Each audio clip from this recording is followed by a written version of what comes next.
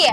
और हम आपको बता दें कि अभी अभी 19 बड़े एजेंडों पर जो है वो मुहर लग गई है। कर्मचारी से लेकर के उद्योग और शिक्षा के क्षेत्र में बड़ी सौगात दी गई है। इस खबर में हम आपको सब कुछ विस्तार से बताएंगे। नमस्कार, आप देख रहे हैं न्यूज पीआर और मैं हूं आपके साथ ऋतु।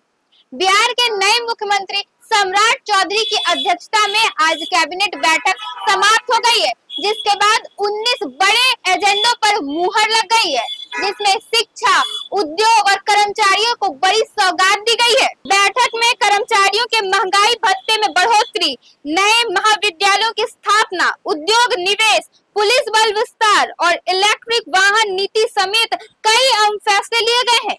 कैबिनेट ने 5वें केंद्रीय वेतनमान, 6ठे केंद्रीय वेतनमान और 7वें वेतनमान के तहत वेतन और पेंशन प्राप्त कर रहे राज्यकर्मियों तथा पेंशन भोगियों के महंगाई भत्ते में बढ़ोतरी को मंजूरी दे दी है। 7वें वेतनमान के तहत महंगाई भत्ता 55% से बढ़ाकर 60% कर दिया गया है। वो राज्य सरकार ने वित्तीय वर्ष 2026-27 के लिए 64,141 करोड़ रुपए के बाजार ऋण और 72,901 करोड़ रुपए की सकल उधारी की स्वीकृति भी दे दी है। कैबिनेट बैठक में बिहार पुलिस को और मजबूत करने के लिए 5 नए पुलिस उपाध्यक्ष पदों के सृजन को भी मंजूरी दे दी गई है। ये पद पूर्णिया, सहरसा, मधुबनी, वैशाली और सीवान जिलों में अपराध एवं सामुदायिक सुरक्षा इकाइयों के लिए बनाए जाएंगे।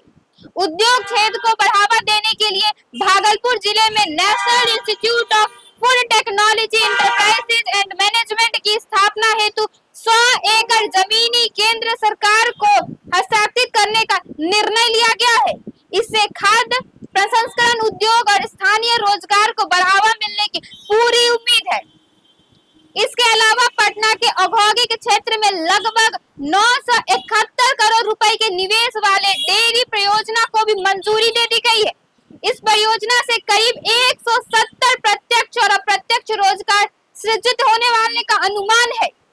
उच्च शिक्षा के क्षेत्र से भी सरकार ने बड़ा फैसला लेते हुए 7 निश्चय 3 के तहत नए डिग्री कॉलेजों की स्थापना को मंजूरी दे दी है। इन कॉलेजों के जरिए उच्च शिक्षा में नामांकन दर बढ़ाने और पिछड़े क्षेत्रों के छात्रों को बेहतर अवसर देने का फिलहाल लक्ष्य रख दिया गया है। कैबिनेट ने इलेक्ट्रिक वाहन नीति को भी बढ़ावा दिया है।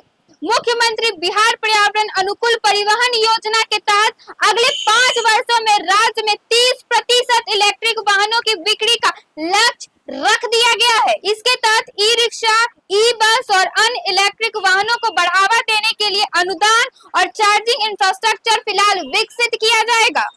सूचना प्रौद्योगिकी विकास से जुड़े फैसले में बिहार एआई मिशन के तहत global foundation for technology and research के चयन को मंजूरी दे दी गई है। इसके तहत राज्य में AI skilling programme, technology centre और अंतर्राष्ट्रीय स्तर के तकनीकी कार्यक्रम आयोजित किए जाएंगे। इसके साथ ही कई विभागों में नई नियुक्तियां, योजनाओं के विस्तार, बुनियादी ढांचे से जुड़े प्रस्ताव को भी मंजूरी दे दी गई है।